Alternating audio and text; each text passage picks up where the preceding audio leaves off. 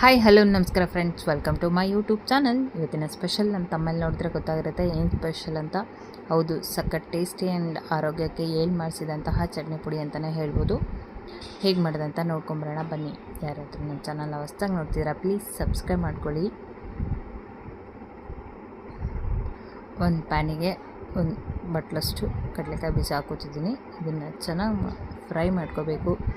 ಈ ಚಟ್ನಿ ಪುಡಿ ತಿನ್ನೋದ್ರಿಂದ ಎಷ್ಟೆಲ್ಲ ಬೆನಿಫಿಟ್ಸ್ ಇದೆ ಗೊತ್ತಾ. ಮನೆಯಲ್ಲೇ ಸಿಗೋದ್ರಿಂದ ಡಾಕ್ಟ್ರ್ ಹತ್ರ ಹೋಗೋ ಅವಶ್ಯಕತೆಯೇ ಇಲ್ಲ. ಹಿಮೋಗ್ಲೋಬಿನ್ ಕಡಿಮೆ ಇರೋರಿಗೆ, ತುಂಬ ಸುಸ್ತು ಅನ್ನೋರಿಗೆ, ಕಣ್ಣಿನ ಪ್ರಾಬ್ಲಮ್ ಇರೋರಿಗೆ ಇಷ್ಟೆಲ್ಲ ಇರಬೇಕಾದ್ರೆ ಇನ್ನೇನು ಬೇಕಲ್ಲ.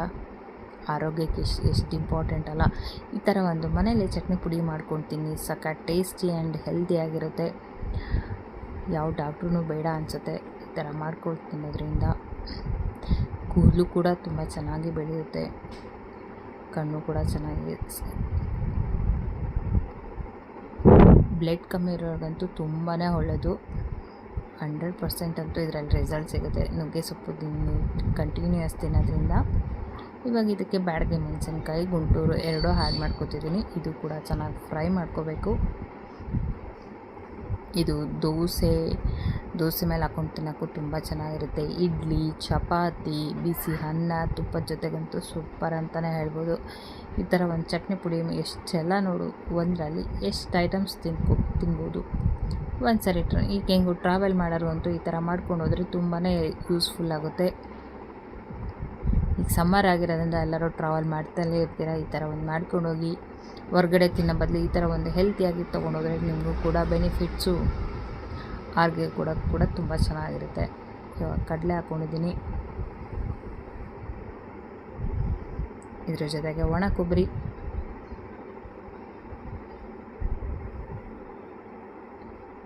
ಇದು ಕೂಡ ಚೆನ್ನಾಗಿ ಫ್ರೈ ಮಾಡ್ಕೊಳ್ಳೋಣ.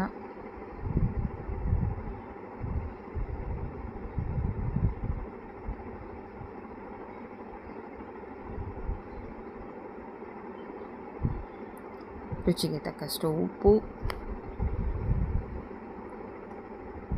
ಬೆಳ್ಳುಳ್ಳಿ,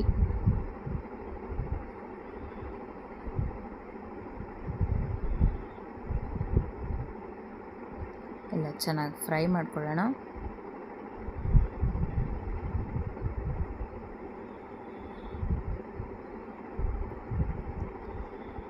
ಸಖತ್ ಟೇಸ್ಟಿ ಆ್ಯಂಡ್ ಹೆಲ್ತಿಯಾಗಿರುವಂತಹ ನುಗ್ಗೆಕಾಯಿ ಸೊಪ್ಪಿನ ಚಟ್ನಿ ಪುಡಿ. ಇದಿಷ್ಟು ಫ್ರೈ ಆಗಿದೆ. ಅದೇ ಪ್ಯಾನಿಗೆ ಈಗ ನುಗ್ಗೆ ಸೊಪ್ಪು ಚೆನ್ನಾಗಿ ತೊಳೆದು ಒಣಗಿಸ್ಕೊಂಡಿದ್ದೀನಿ. ಇವಾಗ ಇದು ಕೂಡ ಆ್ಯಡ್ ಮಾಡ್ಕೊತಿದ್ದೀನಿ.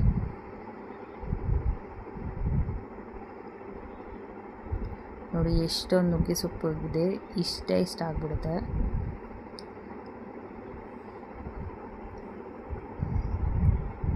ಇದರಲ್ಲಿ ಐರನ್ ಕಂಟೆಂಟ್ ಅಂದರೂ ತುಂಬಾ ಇದೆ.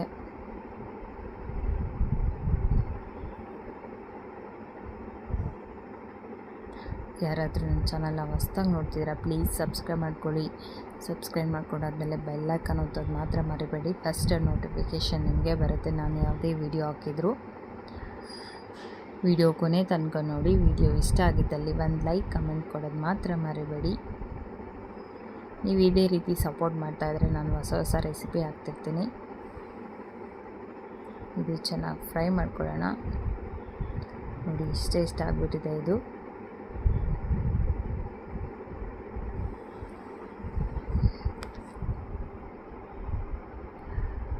ಮನೇಲಿ ಏನೂ ಇಲ್ಲಪ್ಪ ತಿನ್ನೋಕ್ಕೆ ಏನು ಮಾಡೋದು ಅಂತ ಈ ಥರ ಚಟ್ನಿ ಪುಡಿ ಇದ್ದರೆ ಬಿಸಿ ಬಿಸಿ ಅನ್ನ ಮಾಡ್ಕೊಂಡು ತುಪ್ಪ ಹಾಕ್ಕೊಂಡು ತಿಂತಿದ್ರೆ ಸೂಪರ್ ಅಂತಲೇ ಹೇಳ್ಬೋದು. ಸೂಪರ್ಗಿಂತ ಸ್ವರ್ಗನೇ ಅಂತಲೇ ಹೇಳ್ಬೋದು, ಅಷ್ಟು ಟೇಸ್ಟಿಯಾಗಿರುತ್ತೆ.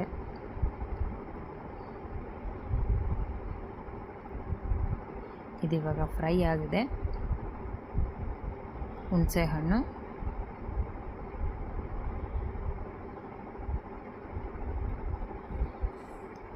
ಇವಾಗ ಉಳಿದಿರೋ ಇಂಥ ಐಟಮ್ಸ್ ಎಲ್ಲ ಹಾಕೋತಿದ್ದೀನಿ.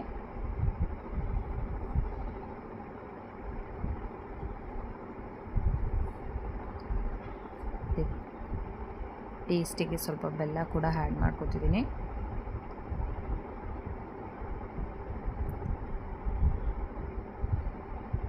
ಇದು ಒಂದು ಸರಿ ಮಿಕ್ಸ್ ಮಾಡ್ಕೊಂಡ್ಬಿಡೋಣ.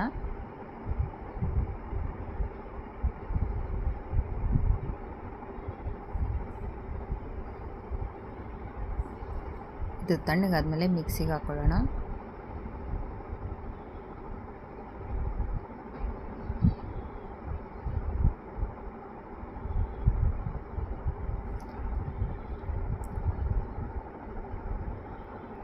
ಫಸ್ಟು ಒಣಮೆಣಸಿನ್ಕಾಯಿನ ಮಿಕ್ಸಿಗೆ ಹಾಕೋತೀನಿ ನಾನು.